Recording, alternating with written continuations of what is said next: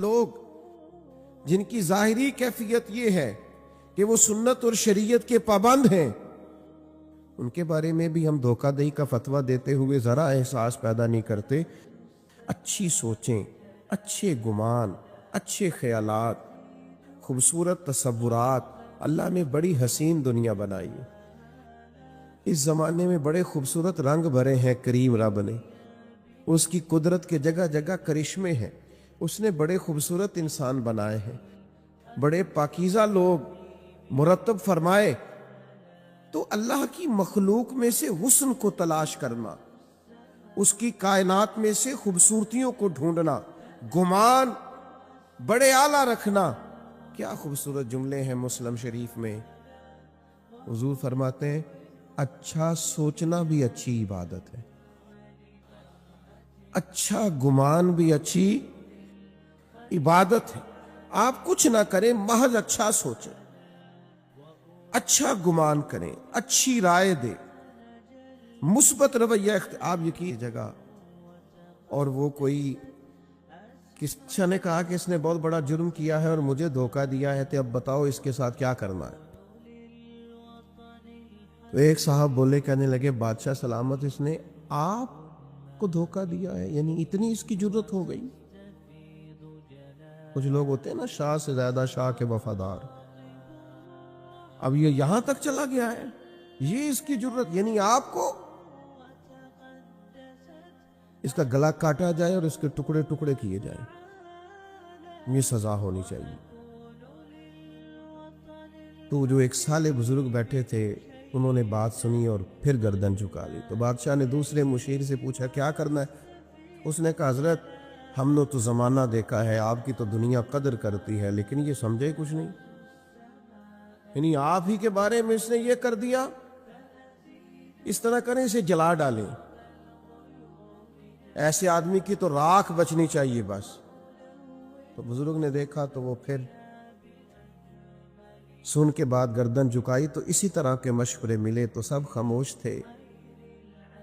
ان خاموشیوں میں ایک فقیر فاقہ مست بھی تھے، ایک درویش خدا مست بھی تھے۔ وہ شہرت سے بچنے والا پیچھے پیچھے رہتا ہے، اور میرا جی چاہتا ہے ساری غزلیں اس پیارے کے نام کریں۔ وہ پیچھے کونے میں ایاز بھی چھپے ہوئے ایک باریک دانوں کی تسبیح لیے اپنے اللہ کی یاد میں مصروف تھے۔ کہاں منشور ہم اور کہاں ہنگامے محبت کے، ایک حجرے میں رہتے ہیں خدا کو یاد کرتے ہیں۔ وہ پیچھے سے کونے میں آرام سے بیٹھے تھے۔ بادشاہ نے نظر جو اٹھائی، آواز جو گونجی، کہا یاز آپ بھی تو بتائیے نا کیا کرنا ہے اس کے ساتھ، اس نے ہماری نافرمانی کی ہے، ہمیں دھوکہ دینے کی کوشش کی ہے اور ہمارے اعتماد کو ٹھیس پہنچائی ہے، بتاؤ کیا کریں۔ تو فقیر کی جھکی ہوئی نظریں اٹھیں اور پھر ہاتھ باندھے کھڑا ہوا، کہنے لگا بادشاہ آپ کا اقبال بلند ہے، یہ بلند ہی رہے گا، عزتیں اللہ نے دی ہیں، اللہ ان میں دوام پیدا فرمائے گا۔ اس بیچارے سے غلطی ہو گئی، یہ بیچارہ بھول گیا تھا۔ انسان غلطیاں کرتے ہیں، ہم کئی بار غلطیاں کرتے ہیں، ہمارا رب ہمیں معاف کر دیتا ہے۔ چلیں آپ بڑے ہیں، بڑوں کو بڑے حوصلے ہی دکھانے پڑتے ہیں، اس فقیر کی مانے تو چلو معاف کر دیں، آپ درگزر فرمائیں۔ وہ اپنی غلطی پر شرمندہ ہے، آئندہ نہ کرنے کا عہد کرتا ہے، چلیں چھوڑ دیں، معاف کر دیں۔ بادشاہ اب وہ سب کی رائے کیا تھی، اور یہاں بالکل ایک عنوان ہی دوسرا آ گیا اور مضمون ہی بدل گیا اور بالکل مختلف بات ہو گئی، اور محفل جو تھی وہ رخ ہی دوسرا اختیار کر گئی۔ تو بادشاہ نے ان بزرگوں کی طرف دیکھا، کہا اگر آپ بچے ہیں آپ بتائیے کیا کرنا چاہیے۔ تو بزرگ کہنے لگے سب نے ٹھیک کہا ہے، جس کی مرضی بات کے مطابق فیصلہ کر دیں۔ تو بادشاہ ان بزرگوں کی بات سن کے بہت سر پٹائے، کہا یہ کیا بات ہوئی؟ وہ جس نے کہا کاٹ دے اس نے بھی ٹھیک کہا، جس نے کہا جلا دے اس نے بھی معاذ اللہ ٹھیک کہا، اور جس نے کہا ہے کہ معاف کر دیں اس نے بھی ٹھیک کہا ہے۔ تو بادشاہ کہنے لگے ہر شخص اپنے ظرف کے مطابق بات کرتا ہے، ہر آدمی اپنے گمان کے مطابق بات کرتا ہے۔ یہ ایاز نے آپ کو کبھی بتایا نہیں یہ سید زادہ ہے؟ اس نے جو بات کی ہے اپنے ظرف کے مطابق بات کی ہے۔ تیری نسل پاک میں ہے بچہ بچہ نور کا، تو ہے عین نور، تیرا سب گھرانہ نور کا۔ ان کے مزاج میں معاف کرنا ہے، ان کی طبیعت میں درگزر کرنا ہے، ان کو سکھایا ہی معاف کرنا گیا ہے۔ بادشاہ جس نے جو کہا اپنے گمان کے مطابق کہا، انہوں نے جو کہا اپنی سوچ کے مطابق کہا۔ فقیر سے پوچھو تو وہی کر دو جو ایاز نے کہا ہے۔ میرے بھائی، آپ کا گمان مضبوط ہونا، آپ کی سوچوں کا طاقتور ہونا، یہی تو آپ کو طاقتور کرتا ہے۔ جن کے ارادے بڑے ہوتے ہیں وہی تو محنت زیادہ کرتے، جن کے حوصلے بڑے ہوتے ہیں وہی تو زیادہ لوگوں کو لیڈ کر پاتے، جن کا ظرف بڑا ہوتا ہے وہی تو بڑے کارہائے نمایاں سر انجام دیتے ہیں۔ لیکن ہماری سوچوں میں بڑی کمزوری آئی ہے، ہمارے لہجے کے اندر بڑی کمزوری آئی۔ میں نے دیکھا ہے کہ گزرتے ہوئے وقت کے ساتھ ساتھ لوگوں کا رویہ یہ ہو گیا ہے کہ بس میں ہوں اور میرے علاوہ کوئی بھی نہ ہو۔ آپ مضبوط ذوق پیدا کریں اپنی زندگی کے اندر، بڑے حوصلے پیدا کریں، بڑے گمان پیدا کریں۔ 10 دن قیام کیا ہے نبی کریم علیہ الصلوۃ والسلام نے طائف کے اندر، 10 دن۔ اگر آپ کی زیادہ توجہ ہو میری بات پر تو 10 دن حضور قیام فرما رہے اور ایک شخص نے بھی کلمہ نہیں پڑھا، بلکہ جو عربوں کا مزاج تھا نا، خوش آمدید کہنے کا اور مہمان نوازی کرنے کا اور مثبت رویہ پیش کرنے کا اور خدمت کرنے کا، وہ جو ان کے مزاج اور رواج تھا وہ بھی انہوں نے نہیں کیا کام۔ 10 دن حضور کا قیام رہا، الٹا انہوں نے پتھر مارے، اوباش نوجوانوں کو معاذ اللہ پیچھے لگا دیا، بہت ساری ذہنی، اعصابی اور جسمانی تکلیف دی۔ اتنے سخت رد عمل کے بعد نبی کریم علیہ السلام ایک باغ میں تشریف لے آئے، کریم تشریف فرما ہے، غلام ساتھ ہے۔ غلام عرض گزار ہوئے، یا رسول اللہ صلی اللہ تعالی علیہ وسلم، جو روایتی اخلاق ہے عرب کا یہ تو اس سے بھی بہت آری نکلے، حضور اتنی تکلیف دی، آپ کرم نوازی فرمائیں، ہاتھ اٹھائیں، دعا کریں یہ برباد ہو جائیں، آپ بندہ نوازی فرمائیں، ان کے لیے دعائیں ضرر کریں، تباہ ہو جائیں یہ۔ تو حضور فرمانے لگے کر دو دعا، رسول اللہ کر دیجئے۔ تو محبوب نے ہاتھ اٹھائے، کہا اے اللہ انہیں ہدایت عطا فرما، یہ جانتے نہیں یہ کیا کر رہے ہیں، انہیں شعور نہیں یہ کیا۔ آپ چھوٹے بچے کے بارے میں کہتے ہیں نا، ابھی بچہ اسے تو پتہ ہی نہیں، اس کا شعور ہی نہیں۔ سوچ ہوتی ہے نا ایک کہ بھئی بچہ ہے، نادان ہے، اسے کیا خبر ہو۔ تو کریم اللہ کے حضور عرض کرتے، مالک انہیں شعور ہی نہیں ہے، انہیں پتہ ہی نہیں ہے یہ کیا کر رہے، تو انہیں ہدایت کا نور عطا فرما، تو ان کے حق میں فضل والا فیصلہ فرما۔ جب دعا ختم ہو گئی تو غلام عرض گزار ہوئے، یا رسول اللہ صلی اللہ تعالی علیہ وسلم، ایک شخص نے بھی کلمہ نہیں پڑھا اور ان کا رویہ ہمارے ساتھ انتہائی سخت اور ترش رہا، لیکن حضور آپ نے پھر بھی ان کے لیے دعا فرمائی اور ہدایت کی دعا کی، حالانکہ ایک بھی نہیں مانا۔ تو یہ سوچ ہے نا، یہ گمان ہے نا، یہ رائے ہے نا، یہ وہ رائے ہے جو ہماری سوچوں کو پاکیزگی دیتی ہے اور حجاز کی پاکیزگی دیتی ہے۔ حضور فرمانے لگے اگر انہوں نے نہیں مانا تو میں ان کی بربادی کی دعا کیوں کروں؟ اگر یہ نہیں مانتے تو مجھے امید ہے ان کی آنے والی نسلیں مان جائیں گی۔ ہم نے اگلی نسل سے اچھی امید وابستہ کر لی، اگلی نسل مسلمان ہو جائے گی، کلمہ پڑھ جائے گی، دین کے اندر آ جائے گی، لیکن تباہی اور بربادی کی دعا نہیں کرنی۔ آپ اندازہ کر لیجئے نا آج ہمارے ہاں کتنی مایوس باتیں ہوتی ہیں، کمزور باتیں ہوتی ہیں، بدگمانیاں ہوتی ہیں۔ لوگوں کا خیال ہوتا ہے، وہ بعض دوست تو ایسی خبریں دیتے ہیں کہ ان کے پاس آپ 10 منٹ بیٹھے تو محسوس ہوتا ہے کہ آخری دن چل رہا ہے دنیا کا، وہ کل کچھ ہونے والا ہے۔ اتنی سخت ترین ان کے پاس کمزور خبریں ہوتی ہیں۔ اچھا گمان، اچھی رائے اور خوبصورت طرز کلام، یہ جو لوگ خوش رہنا چاہتے ہیں نا، اس کا بھی ایک ہی نسخہ ہے کہ سوچا اچھا کریں، مثبت رہا کریں۔ آپ یقین کریں کہ زندگی میں بہار آ جائے گی۔ بہت سارے لوگ زندگی میں دیکھے ہیں جن کو زیادہ پرواہ ہی نہیں ہے، خوش رہتے ہیں، آگے بڑھ جاتے ہیں۔ کسی نے کچھ کہہ دیا تو کہتا چلو کوئی حرج نہیں، کہہ دیا تو پھر کیا ہوا۔ ایک حدیث ہے مشکوٰۃ شریف میں بڑی خوبصورت، زندگی میں بڑا کچھ اس کے مفاہیم سے سیکھنے کو ملتا ہے۔ کچھ لوگ نا جب ہار جاتے ہیں نا پورے طور پر، تو پھر وہ معاذ اللہ ثم معاذ اللہ نقل کفر نباشت، پھر وہ گالم گلوچ پہ آ جاتے ہیں۔ جب دلیل کی دنیا سے ہار جاتے ہیں، پھر کمزور پڑ جاتے ہیں، تو ایسے رویے اختیار کرتے ہیں۔ عرب کے لوگ بھی جب پورے طور پر ہار گئے نا، کمزور پڑ گئے، تو پھر انہوں نے ہاری ہوئی ایک تجویز سوچی، یہ مشکوٰۃ شریف میں موجود ہے۔ انہوں نے کہا یار عجیب لوگ ہیں، ہم نبی کریم علیہ السلام کا اسم گرامی بھی لیتے ہیں، محمد بھی کہتے ہیں صلی اللہ تعالی علیہ وسلم، اور محمد کا تو معنی ہے جس کی بار بار تعریف کی جائے۔ معاذ اللہ تعالی ہم ان کا اسم گرامی بھی لیتے ہیں جس کا مفہوم ہی یہ ہے کہ تعریف کی جائے، اور پھر ہم ان پر تنقید بھی کرتے ہیں۔ تو انہوں نے حضور کا نام نامی اسم گرامی معاذ اللہ بگاڑ کے لینا شروع کیا۔ مجھے بتائیے گا، چڑھا سخت بات کی ہے، لیکن فرمانے لگے یہ لوگ تو بھول ہی گئے تھے، میرا یہ نام اچھا کیا یاد کرا دی۔ تو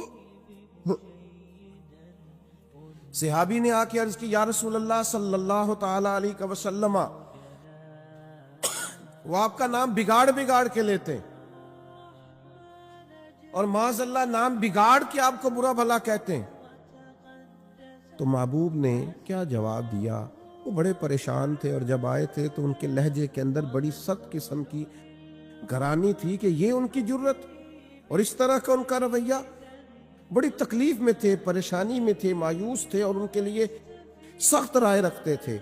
حضور نے کیا فرمایا؟ فرمایا یشتمیون مزمما ویلعنون مزمما وانا محمد صلی اللہ تعالی علیہ وسلم۔ فرمایا وہ کسی مزمم کو برا بھلا کہتے ہوں گے، کسی مزمم کو گالی دیتے ہوں گے، مجھے تو اللہ نے محمد بنا کے بھیجا ہے، میں تو محمد ہوں۔ پتہ نہیں کس کی بات کر رہے ہیں۔ جب آپ اس سوچ کے مطابق چلیں گے تو زندگی بڑی خوبصورت گزرے گی۔ جب آپ کا خیال ہوگا نا پتہ نہیں وہ کس کی بات کر رہا تھا، نہ جانے وہ کس کے بارے میں یہ تبصرہ کر رہا تھا، آپ خوش ہو جائیں گے۔ لیکن ہم کیا کرتے ہیں؟ وہ دو لوگ بیچارے جو دور کھڑے ہیں نا، وہ مفت میں ہم کھینچ کے لے آتے ہیں کہ میرے خلاف ہی باتیں کر رہے ہیں۔ او بھائی آپ اتنے اہم نہیں ہیں، ان کو کوئی اور کام بھی ہو سکتا ہے، وہ کوئی اور گفتگو کر رہے تھے۔ آپ کو کیوں ایسا لگتا ہے کہ سارا زمانہ آپ ہی کو ڈسکس کرتا ہے؟ اور بھی غم ہے زمانے میں محبت کے سوا، اور بھی بڑے کام ہیں لوگوں کو کرنے کے۔ آپ کو کیوں ایسا محسوس ہوتا ہے کہ سب آپ ہی کی بات کرتے ہیں اور سب آپ ہی کا ذکر کرتے ہیں؟ ڈھیر سارے لوگ ہیں جو آپ کو جانتے بھی نہیں ہیں، شمار بھی نہیں کرتے ہیں۔ دنیا کہیں اور بستی ہے، کسی اور جگہ پہ لوگ چیزوں کو دیکھتے ہیں۔ اچھا گمان رکھیں، اچھا سوچا کریں، اچھی رائے دیا کریں، مثبت طرز زندگی اپنائیں، خیر والا معاملہ کریں۔ ہمارے بزرگوں نے یہاں تک بیان کیا ہے کہ آپ باہر گلی میں نکلے اور نماز پڑھ کے آپ نکلے تو آپ کو ایک نمازی اور نیک اور صالح اور دیندار آدمی باہر سے آتا ہوا دکھائی دیا، یہ گمان مت کریں کہ دیکھو جی اس نے جماعت سے نماز ہی نہیں پڑھی۔ یہ گمان کریں کہ ہو سکتا ہے وہاں پڑھ کے آ رہا ہو جہاں 15 منٹ پہلے ہو جاتی ہے۔ آپ اچھا کیوں نہیں سوچتے؟ مثبت رائے کیوں نہیں رکھتے؟ آپ خیر والا معاملہ کیوں نہیں کرتے؟ اچھے گمان۔ اور پھر میں نے بہت سارے لوگوں کے بارے میں لوگوں کو یہ کہتے ہوئے دیکھا ہے، دیکھو یہ آدمی جو ہے نا یہ فلاں معاملے کے اندر بڑا منفی کام کرتا ہے، دیکھو یہ فلاں کام. اچھا، مجبوری نہیں سمجھتے، تکلیف نہیں سمجھتے. وہ کسی نے کہا تھا کہ کچھ تو مجبوریاں رہی ہوں گی، یوں ہی کوئی بے وفا نہیں ہوتا. کہیں ہو سکتا ہے کوئی مجبوری کسی کی ہو، کوئی تکلیف ہو. حضرت بشر حافی رحمۃ اللہ تعالی علیہ جامع مسجد بغداد شریف میں جمعے کے فرض پڑھنے کے بعد نکل جایا کرتے تھے. تو ایک اچھے بزنس مین کو خیال ہوا کہ ویسے جو لوگ بڑی تبلیغ کرتے ہیں اور لوگوں کو خیر کا سبق دیتے ہیں اور بڑے نوافل بتاتے ہیں، اور خود یہ ہے کہ سنن اور نوافل ابھی ادا نہیں ہوئے اور یہ چلے گئے، تو بہت سارے لوگوں سے اس نے اپنی اس بدگمانی کا ذکر کیا. تو لوگوں نے کہا یار،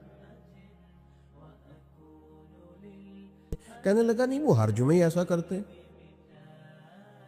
تو ایک دن کسی نے کہا یار تو چھوڑ دے اس کام کو، لیکن وہ بس بدگمانی بھی بڑی خطرناک چیز ہے، یہ بھی صلاحیت ہی کر جاتی ہے.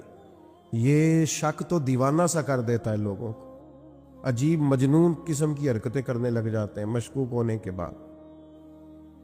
تو ایک دن اس نے نماز جمعہ پڑھا اور حضرت کے پیچھے جاسوسی کرتے ہوئے نکل گیا، جو سخت منع ہے دین میں.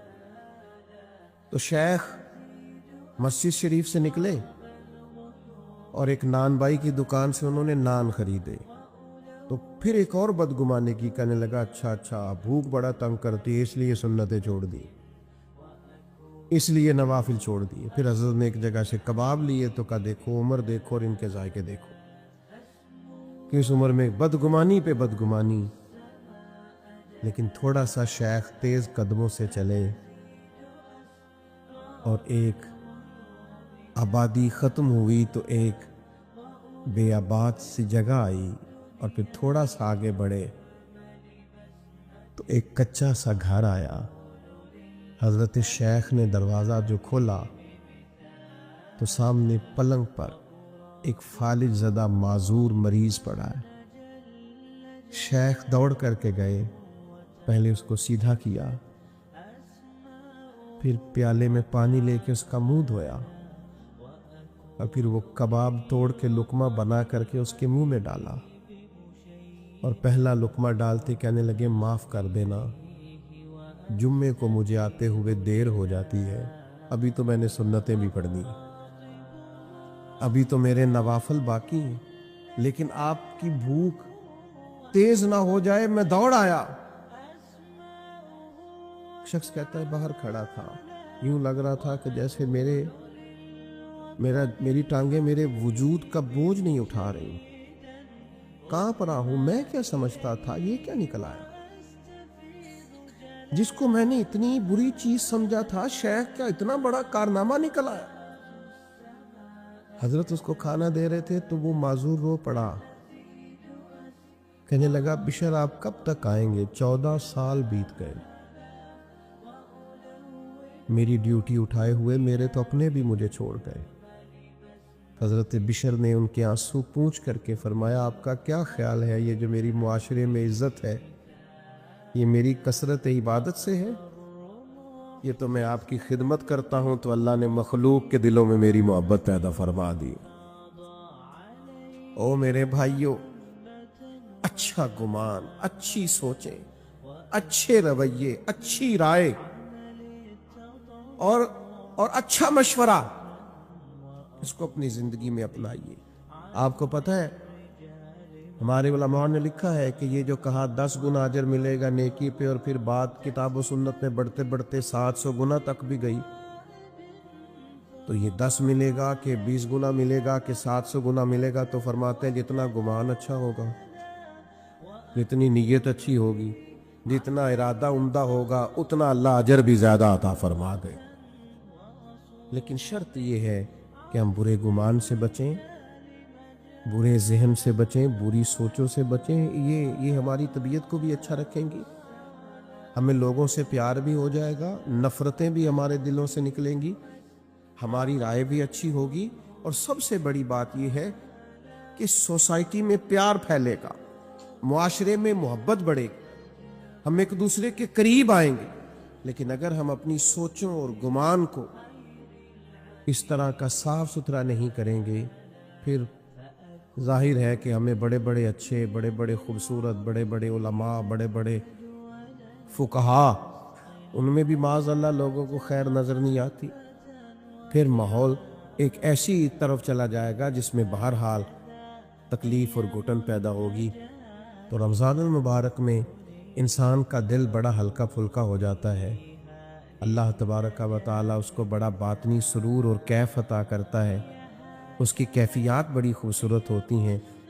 تو جہاں تقوی کا اور بہت سارا نور ہم حاصل کر رہے ہوتے ہیں، وہاں اس چیز کو بھی اپنانے کی کوشش کریں کہ اچھی سوچوں کی پریکٹس کریں، اچھے گمان ان دنوں میں اپنی طبیعت میں پیدا کریں، تاکہ ہمیں اللہ کی مخلوق اچھی لگے، تاکہ ہمیں خیر نظر آئے۔ اللہ تبارک و تعالی سمجھنے کی، عمل کرنے کی اور دین کی طرف لوٹ آنے کی توفیق عطا فرمائے۔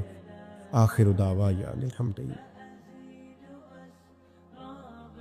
نہیں ابھی تو بولیے نا، کتنے 13 منٹ ہو گئے، کتنا ٹائم بچا ہے؟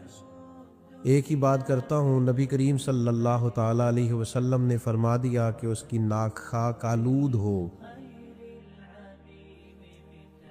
جو رمضان کو پائے اور پھر بھی اپنی بخشش نہ کرا سکے، یعنی اس کو زندگی میں رمضان مل تو گیا لیکن اس سے وہ خیر حاصل نہیں کر سکا۔ تو یہ تو بہت بڑی خیر پانے کا ایک ذریعہ ہے اور بہت بڑا اجر حاصل کرنے کا ایک ذخیرہ ہے، بشرط یہ ہے کہ اہمیت دیں، توجہ کریں اور کسی لمحے کو ضائع نہ ہونے دیں۔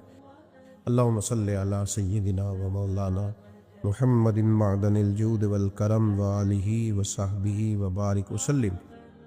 اللہ کریم ہم سب کا یہاں جمع ہونا، مل بیٹھنا اپنی بارگاہ میں قبول فرما۔ اللہ کریم احباب نے جو بندوبست کیا ہے، تیرے اس گھر میں سب جمع ہوئے ہیں تو ہماری حاضری کو قبولیت کا درجہ نصیب فرما۔ اللہ تعالیٰ اس کی برکت سے ہمارے گناہوں کو معاف فرما، ہمارے گناہوں کو معاف فرما، ہماری غلطیوں سے درگزر فرما، ہمارے علم کو نافع فرما، ہمارے اعمال کو خالص فرما۔ اللہ ہمیں سجدوں کا ذوق عطا فرما، عبادتوں کا شوق عطا فرما، تلاوتوں کی لذت سے آشنا فرما، درود و سلام کے ذائقے عطا فرما۔ ہم خیر کرنے لگیں تو ہماری مدد فرما، ہم کہیں بھولنے لگیں تو حق ہم پر واضح فرما۔ ہمیں شر نفس سے محفوظ فرما، شر شیطان سے محفوظ فرما، ناجائز خواہشات کے فتنے سے محفوظ فرما۔ زندگی تقوی کے نور والی عطا فرما، موت کلمہ اسلام پہ نصیب فرما۔ اللہ امت کی خیر فرما، عالم اسلام کے حق میں رحمت والے فیصلے فرما، فلسطین کے مجبوروں کی مدد فرما، کشمیر کے مظلوموں کی مدد فرما۔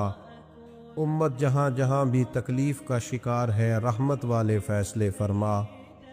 پاکستان کو نظام مصطفیٰ صلی اللہ تعالی علیہ وسلم کا سویرا دیکھنا نصیب فرما۔ اللہ کریم ہم سب کی پریشانیاں دور فرما، جو بیمار ہیں انہیں شفا عطا فرما، جو مقروض ہیں انہیں بارے قرض سے رہائی نصیب فرما، جو تنگ دست ہیں ان کے رزق میں وسعت فرما۔ اللہ کریم جو کمزور ہیں، کسی بھی حوالے سے پیچھے رہ گئے ہیں، ان کی مدد فرما، جو خیر کے کام کر رہے ہیں انہیں مزید توفیقات عطا فرما۔ اللہ کریم ہمیں پاکیزہ سوچیں عطا فرما، پاکیزہ جذبات عطا فرما، عزم اور حوصلہ عطا فرما، ہمت اور توانائی عطا فرما۔ اللہ کریم ہمیشہ خدمت پر معمور رہنے کی توفیق عطا فرما۔ کریم اللہ اس بوجھ سے بچا جو اٹھایا نہ جا سکے، اس تکلیف سے بچا جس پر صبر نہ کیا جا سکے۔ اللہ کریم اس آزمائش سے بچا جس پر انسان سخت تکلیف کا شکار ہو جائے۔ اللہ تعالی ہمارے ذہنوں کو پاکیزگی عطا فرما، سوچوں کو پاکیزگی عطا فرما، دلوں کو نرمی نصیب فرما۔ نبی کریم صلی اللہ تعالی علیہ وسلم کی کامل محبت ہمیں عطا فرما۔ حضور کے نقوش قدم چلنے کی توفیق عطا فرما۔ اللہ ہمیں خیر کرنے اور خیر پھیلانے کا ذریعہ بننے کی توفیق عطا فرما۔ ہماری زندگی باعث رحمت فرما، ہماری وجہ سے کسی کو کبھی کوئی تکلیف نہ پہنچے۔ اللہ تعالی ہم سب کے وجود نفع بخش ہو جائیں، خیر بانٹنے والے ہو جائیں، زبانوں کو سچ کی عادت نصیب فرما۔ اللہ کریم وجود کو صرف رزق حلال ہی نصیب فرما، لقمہ حرام سے محفوظ فرما۔ اللہ کریم وہ سارے احکامات جن سے تو راضی ہوتا ہے ہمیں عمل کی توفیق عطا فرما۔ ہر وہ کام جو تیری ناراضگی کا سبب بنتا ہے اللہ تعالیٰ اس سے ہمیں محفوظ فرما۔ اللہم انا نسألک العفو والعافیۃ فی الدین والدنیا والآخرہ۔ اللہم انک عفو تحب العفو فاعف عنا یا غفور یا غفور یا ارحم الراحمین۔ اللہم انا نسألک العفو والعافیۃ فی الدین والدنیا والآخرہ۔ ربنا تقبل منا انک انت السمیع العلیم وتب علینا انک انت التواب الرحیم۔ رب اغفر وارحم وانت خیر الراحمین۔ رب اغفر وارحم وانت خیر الراحمین۔ رب اغفر وارحم وانت خیر الراحمین۔ یا ارحم الراحمین، یا ارحم الراحمین، یا ارحم الراحمین۔ وصلی اللہ تعالی علی حبیبہ سیدنا و مولانا محمد وآلہ واصحابہ اجمعین برحمتک یا ارحم الراحمین۔